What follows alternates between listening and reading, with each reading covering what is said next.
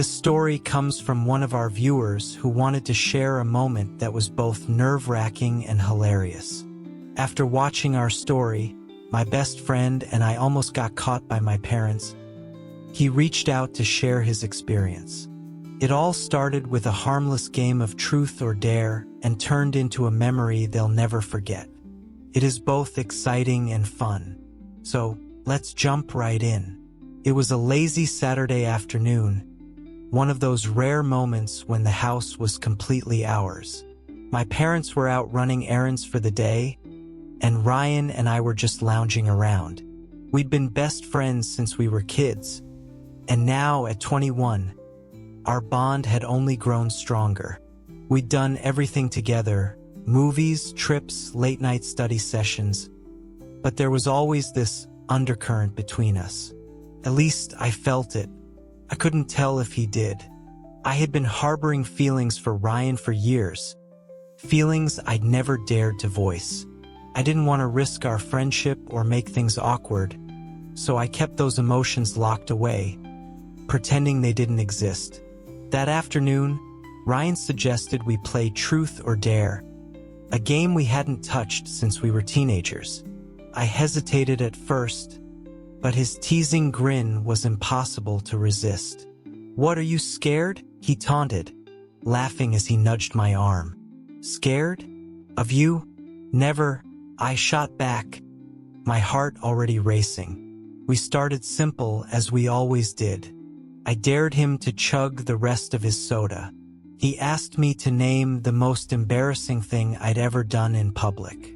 We laughed, reminiscing about old times, the game quickly melting away the quiet tension of the day. We went back and forth, asking and daring each other with harmless, fun questions and challenges. But as the game continued, I could feel the tension building. Our questions started to take on a slightly more serious tone. Little by little, the silly dares transformed into moments that felt a little too intimate.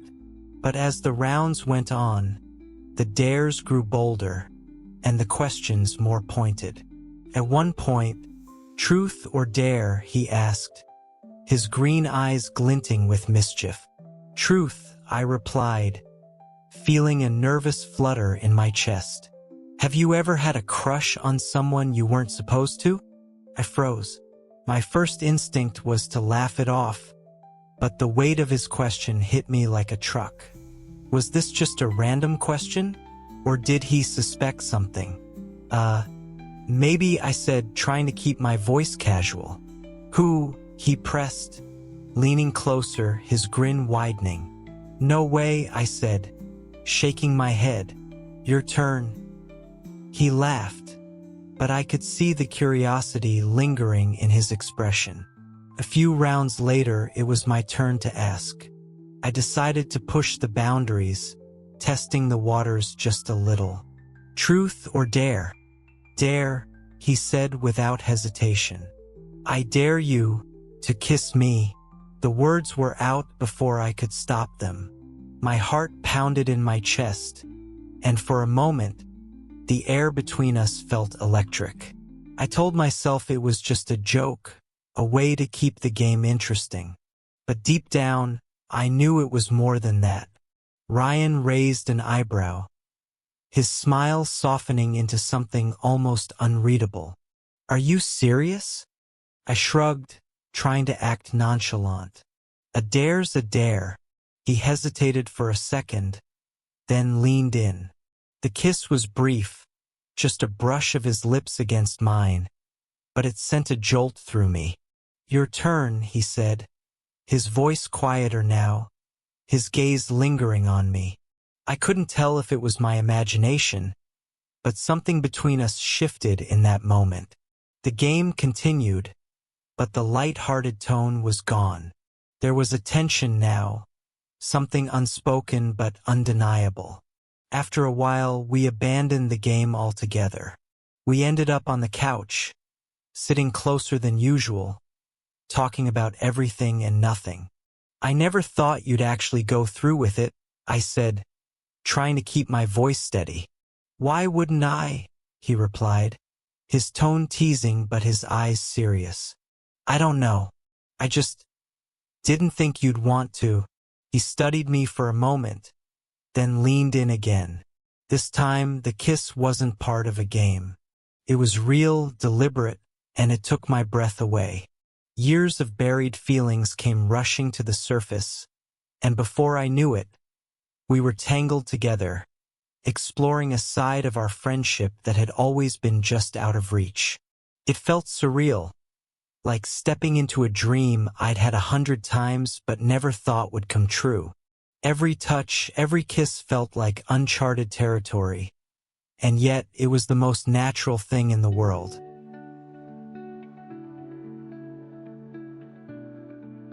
We were so lost in each other that we didn't notice the sound at first. A faint creak, followed by a draft of cool air. Ryan froze. "Did you hear that?" he whispered. I sat up, my heart pounding. The front door was wide open, swinging gently in the breeze. "Did you lock the door?" he asked, his voice barely audible. "I thought I did," I replied, panic setting in. We stared at each other, the weight of what we'd been doing crashing down on us. If my parents had come home early, we scrambled to our feet, frantically fixing our clothes and trying to act normal. My mind raced with a million scenarios, none of them good. "Do you think they saw us?" Ryan asked, his voice shaking. "I don't know," I admitted. We crept toward the hallway, each step filled with dread. The house was silent except for the faint rustle of leaves outside. When we reached the door, I peered out. The driveway was empty. "No one's here," I said, relief washing over me. Ryan exhaled, running a hand through his hair. Maybe it was the wind. Just as we were about to close the door, we heard a loud thud from the living room. "Someone's definitely here," I whispered, my adrenaline spiking again. We turned the corner, ready to confront whatever or whoever was in the house.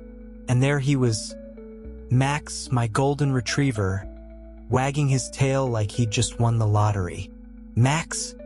I said, my voice a mix of disbelief and laughter. The dog barked happily, oblivious to the chaos he'd caused. Ryan stared at Max, then burst out laughing. "Are you kidding me? We almost had a heart attack over your dog." As the panic subsided, the absurdity of the situation hit us. We collapsed onto the couch, laughing until our sides hurt, Max happily jumping up to join us. "I can't believe we thought it was your parents," Ryan said, wiping tears of laughter from his eyes. "Or that we were ready to fight them with a TV remote," I added, grinning. The laughter eventually gave way to a comfortable silence. We sat there, Max curled up at our feet, the sunlight streaming through the windows. "I'm glad it was just the dog," Ryan said softly, his hand brushing against mine. "Me too," I replied, my heart still racing. But this time, for a different reason. In that moment, I realized that everything between us had changed. And for the first time, I wasn't afraid of what came next.